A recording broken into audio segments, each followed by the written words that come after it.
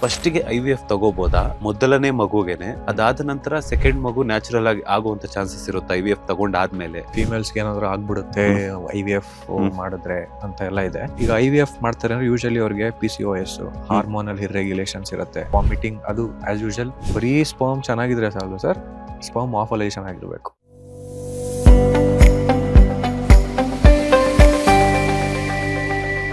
ಈ IVF ತಗೊಂಡಿರುವಂತಹ women's ಇರ್ತಾರಲ್ಲ, ಅವ್ರಿಗೇನಾದ್ರು effect ಆಗುವಂತ ಚಾನ್ಸಸ್ ಇರುತ್ತಾ? ಅಂಡ್ ಹಾಗೇನೆ ಈಗ ಇನ್ನೊಂದೇನಂತಂದ್ರೆ, ಈ ಫಸ್ಟಿಗೆ IVF ತಗೋಬೋದಾ?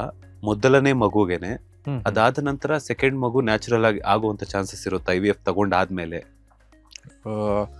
ಒಂದು ಮಿಸ್ಕನ್ಸೆಪ್ಷನ್ ಫಸ್ಟ್ ಏನ್ ಹೇಳ್ತಾರೆ ಅಂದ್ರೆ, ಫೀಮೇಲ್ಸ್ಗೆ ಏನಾದ್ರು ಆಗ್ಬಿಡುತ್ತೆ IVF ಮಾಡಿದ್ರೆ ಅಂತ ಎಲ್ಲ ಇದೆ. ಬಟ್ ಹಂಗೆಲ್ಲ ಏನಿಲ್ಲ ಸರ್, ಆದ್ರೂ ವೆರಿ ಮಿನಿಮಲ್. ಆ ಥರ ಏನಿಲ್ಲ. ಟು ಬಿ ಹಾನೆಸ್ಟ್, ತುಂಬಾ ಜನ ನಾನು ನೋಡಿರೋ ಮಟ್ಟಿಗೆ, ಬಿಕಾಸ್ ಈಗ IVF ಮಾಡ್ತಾರೆ ಅಂದ್ರೆ ಯೂಶಲಿ ಅವ್ರಿಗೆ PCOS ಹಾರ್ಮೋನಲ್ ಇರ್ರೆಗ್ಯುಲೇಷನ್ಸ್ ಇರುತ್ತೆ, ಕೆಲವು ಹಾರ್ಮೋನ್ಸ್ ಕಡಿಮೆ ಇರುತ್ತೆ. That is the main one of the reason. ಅಂಥವರಿಗೆ ಈಗ ನಾವು ಆರ್ಟಿಫಿಷಿಯಲಿ ಸ್ಟಿಮ್ಯುಲೇಟ್ ಮಾಡೋದ್ರಿಂದ ಡಾಕ್ಟರ್ಸ್ ತುಂಬಾ ಜನ ಫೇಸ್ ಕ್ಲಿಯರ್ ಆಗಿರೋದು ನೋಡಿದೀವಿ, ನಾರ್ಮಲ್ ಪೀರಿಯಡ್ಸ್ ಬಂದಿರೋದು ನೋಡಿದೀವಿ. ಯಾಕಂದ್ರೆ ಆಗ ನಾವು ಹಾರ್ಮೋನಲ್ ಸಪ್ಲಿಮೆಂಟೇಷನ್ ಮಾಡ್ತೀವಲ್ಲ, ಸೊ ಅದರಿಂದ ತುಂಬಾ ಜನ ರಿಕವರ್ ಆಗಿರೋದು ನಾವು ನೋಡಿದೀವಿ. ಸೊ ಅಲ್ಲಿಂದ ಅಂಥ ಪ್ರಾಬ್ಲಮ್ ಏನಾಗಲ್ಲ. ಜಸ್ಟ್ ಅಂಡರ್ ಅನಸ್ತೇಷಿಯಾ ಸರ್ಜಿಕಲ್ ಇದ್ದಾಗ ಅವ್ರಿಗೊಂದು ಬ್ಲೋಟಿಂಗ್ ಫೀಲ್ ಇರುತ್ತೆ, ನಾಸಿಯಾ, ವಾಮಿಟಿಂಗ್, ಅದು ಆಸ್ ಯೂಶಲ್ ಯಾವುದೇ ಸರ್ಜರಿ ಆದ್ರೂ ಇರುತ್ತೆ. ಸೊ ಅಲ್ಲೂ ಇರುತ್ತೆ. ಫಸ್ಟ್ ಮಗುಗೆ IVF ತಗೊಂಡು ಅದಾದ ನಂತರ ಸೆಕೆಂಡ್ ಮಗು ಏನಾದ್ರು ಅವ್ರಿಗೆ ಇಂಟೆನ್ಷನ್ ಇತ್ತು ಅಂತಂದ್ರೆ ಮಾಡ್ಕೊಳ್ಳುವಂಥದ್ದು, ಅದ್ ನ್ಯಾಚುರಲ್ ಆಗೇ ಮಾಡ್ಕೋಬೇಕು ಅಂತಂದ್ರೆ ಅದ್ ಪಾಸಿಬಿಲಿಟೀಸ್ ಇದೆಯಾ ಅಂತ? ನ್ಯಾಚುರಲಿ IVF ಟ್ರೀಟ್ಮೆಂಟ್ ಆದ್ಮೇಲೆ IVF, ಈಗ ಫಸ್ಟ್ ಬೇಬಿಗೆ IVF ಆಯ್ತು. ಇವನ್ ದೋ ದೇ ಹ್ಯಾವ್ ಸ್ಟಿಲ್ ಇನ್ನೂ ಎಂಬ್ರಿಯೋಸ್ ಇದೆ ನಮ್ಮ ಹತ್ರ ಸ್ಟೋರೇಜ್. ಯಾಕಂದ್ರೆ ನಾವು 4 ಎಂಬ್ರಿಯೋಸ್ ಮಾಡಿರ್ತೀವಿ. ಒಂದು ಎಂಬ್ರಿಯೋ ಅವ್ರಿಗೆ ಪಾಸಿಟಿವ್ ಆಗೋಯ್ತು, ಇನ್ನೊಂದು 2-3 ಅಂತೂ ಸ್ಟೋರೇಜಲ್ಲಿ ಇರುತ್ತೆ.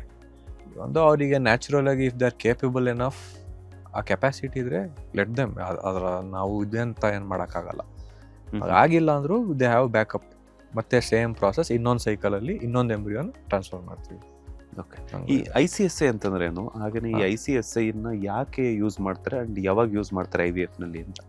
ICSI ಅಂದ್ರೆ ಈಗ IVF ಬೇರೆ, ICSI ಬೇರೆ. IVF ಅಂದ್ರೆ ಹೇಳಿದ್ನಲ್ಲ, ನಾವು ಒಂದು ಮೀಡಿಯಂ ಅಲ್ಲಿ ಎಗ್ ಇಷ್ಟು ಕಾನ್ಸಂಟ್ರೇಷನ್ ಆಫ್ ಸ್ಪರ್ಮ್ಸ್ನ ಅದನ್ನೇ ಯೂಸ್ ಮಾಡ್ಕೊಳಕ್ ಬಿಡ್ತೀವಿ. ICSI ಅಂದ್ರೆ ಇಂಟ್ರಾಸೈಟೋಪ್ಲಾಸ್ಮಿಕ್ ಸ್ಪರ್ಮ್ ಇಂಜೆಕ್ಷನ್ ಅಂತ. That is very complex process ಅದು. ಅದೇನಲ್ಲ, ವಿತ್ ಎಕ್ಸ್ಟ್ರಾ ಝೂಮ್. ಇಲ್ಲಿ ನಾವು ಅದಕ್ಕೆ ಬಿಡದೇನೆ ನಾವೇ ಒಂದು ಎಗ್ನ ತಗೊಂಡು, ಕ್ವಾಲಿಟಿ ಎಗ್ನ, ಕ್ವಾಲಿಟಿ ಸ್ಪರ್ಮ್ನ ಚೂಸ್ ಮಾಡಿ, and we will manually inject.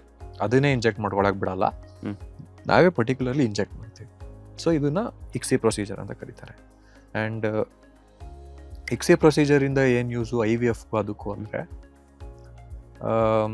ನಾವಿಲ್ಲಿ ವಿತ್ ಆರ್ ಓನ್ ಇಂಟ್ರೆಸ್ಟ್ ಕ್ವಾಲಿಟಿನ ಚೂಸ್ ಮಾಡ್ತೀವಿ. ಇಲ್ಲಿ ಈಗ ICSIಯಲ್ಲೂ ದೇರ್ ಈಸ್ IMSI ಅಂತ ಒಂದಿದೆ, ಇಂಟ್ರಾ ಮಾರ್ಫಾಲಜಿಕಲ್ ಸ್ಪರ್ಮ್ ಇಂಜೆಕ್ಷನ್ ಅಂತ.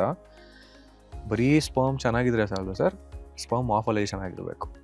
So sperm morphology in detail ನೋಡ್ತೀವಿ ನಾವು. ಸೊ ಅದು ಇಂಟು ಎಕ್ಸ್ಟ್ರಾ ಝೂಮಲ್ಲಿ ಸ್ಪರ್ಮ್ದು ಆಕ್ರೋಸೋಮ್ ಅಂತ ಇರುತ್ತೆ. ದಟ್ ಇಸ್ ಆಲ್ ವೆರಿ ಏನಂತಾರೆ, ತುಂಬ ಇಂಪಾರ್ಟೆಂಟ್. ಅದು ಒಳ್ಳೆ ಕ್ವಾಲಿಟಿ ಆಫ್ ಬೇಬಿ ಬರೋಕ್ಕೆ. ಸೊ ಅದನ್ನೆಲ್ಲ ನೋಡೋಕ್ಕೆ ನಮಗೆ ಈಸಿ ICSIಯಲ್ಲಿ. IVF ಅಂದರೆ ವಿ ಜಸ್ಟ್ ಲೀವ್ ಇಟ್, ಅದೇ ಮಾಡ್ಕೊಳ್ಳಿ ಅಂತ ಬಿಟ್ಬಿಡ್ತೀವಿ. ಬಟ್ ICSI ಹಂಗಲ್ಲ, ನಾವು ಕಣ್ಣಾರೆ ನೋಡಿ ಯಾವ್ದು ನಮಗೆ ಸರಿ ಅನ್ಸುತ್ತೆ, ಯಾವ್ದು ಕ್ವಾಲಿಟಿ ಅನ್ಸುತ್ತೆ, ಅದನ್ನ ಮಾತ್ರ ಪರ್ಟಿಕ್ಯುಲರ್ಲಿ ಚೂಸ್ ಮಾಡಿ, ಅದೊಂದು ಪಾಸಿಟಿವ್ ICSIಯಲ್ಲಿ. ICSI ಮೈಕ್ರೋಸಾಫ್ಟ್ಗಳ ಒಂದು ಝೂಮ್ ಕೆಪಾಸಿಟಿ ಬಗ್ಗೆ, ಮೈಕ್ರೋಸ್ಕೋಪ್ಸ್ ಬಂದ್ಬಿಟ್ಟು ಅದರಲ್ಲಿ ನಿಮಗೆ ಆಪ್ಟಿಕ್ಸ್ ಅಂತ ಇರುತ್ತೆ. ನಿಮ್ಗೆ ಅದ್ರಲ್ಲಿ 200x 400x up to 600x zoom ಇರುತ್ತೆ. ಈಗ ಎಗ್ ಅನ್ನೋದು ಹೇಳಿದ್ನಲ್ಲ, ಇಡೀ ಮನುಷ್ಯನ ಬಾಡಿಯಲ್ಲಿ ಹುಡುಗಿರಲ್ಲಿ egg is the largest cell. ಓಕೆನಾ? ಅದೇ ಲಾರ್ಜೆಸ್ಟ್ ಸೆಲ್, ಅದನ್ನ ನಾವು ಇದರಲ್ಲೇ ಇಂಜೆಕ್ಟ್ ಮಾಡಕ್ ಸಾಧ್ಯ. ಈ IVF ಅನ್ನುವಂಥದ್ದು ಈಗ middle class, lower class, higher class ಇದಕ್ಕೆ ಅಂದರೆ ಈ ಅವ್ರು ಅನ್ಕೊಂತಾರೆ IVF ಅಂದ್ರೆ ದೊಡ್ಡ ಟ್ರೀಟ್ಮೆಂಟು, ಅದಕ್ಕೆಲ್ಲ ಲಕ್ಷಗಟ್ಟಲೆ ಹಣ ಎಲ್ಲ ತಗೊಳ್ತಾರೆ ಡಾಕ್ಟರ್ಸ್, ಬಿಕಾಸ್ ಅದು ದೊಡ್ಡ ಸೆಂಟರ್ಗಳಲ್ಲೇ ಮಾಡ್ತಾರೆ, ಶ್ರೀಮಂತರಿಗೆ ಮಾತ್ರ ಅಂತ. ಸೊ ಆ ಥರ ಏನಾದರೂ ಇದೆಯಾ? ಅಥವಾ ಮಿಡಲ್ ಕ್ಲಾಸ್, ಲೋಯರ್ ಕ್ಲಾಸ್ ಅವರು ಆ ಥರ ಏನು ತಗೋಬೋದಾ ಅನ್ನುವಂಥದ್ದು? ಬಿಫೋರ್ ನಾನು ಇದನ್ನ ಮಾಡ್ಬೇಕಾದ್ರೂ ನಾನು ಅದೇ ಅನ್ಕೊಂಡಿದ್ದೆ. ನನಗೂ ಇದ್ರ ಬಗ್ಗೆ ಅಷ್ಟು ಐಡಿಯಾ ಇರಲಿಲ್ಲ. That is what's people are lacking knowledge on IVF ಅಂತ ಹೇಳ್ತಿರೋದು ನಾನು. IVF ಅದೊಂಥರ ಟರ್ಮೇ ಒಂಥರ ಫ್ಯಾನ್ಸಿ ಟರ್ಮ್ ಥರ ಅನ್ಸುತ್ತೆ ಜನಕ್ಕೆ ಈಚೆಯಿಂದ ನೋಡಿದಾಗ. ಏನು ಇನ್ ವಿಟ್ರೋ ಫರ್ಟಿಲಿಟಿ IVF ಅಂತೆ, ಟೆಸ್ಟ್ ಟ್ಯೂಬ್ ಬೇಬಿ ಅಂದ್ರೆ ಅರ್ಥ ಆಗ್ಬಿಡುತ್ತೆ ಜನಕ್ಕೆ, IVF ಅಂದ್ರೆ ಗೊತ್ತಾಗಲ್ಲ.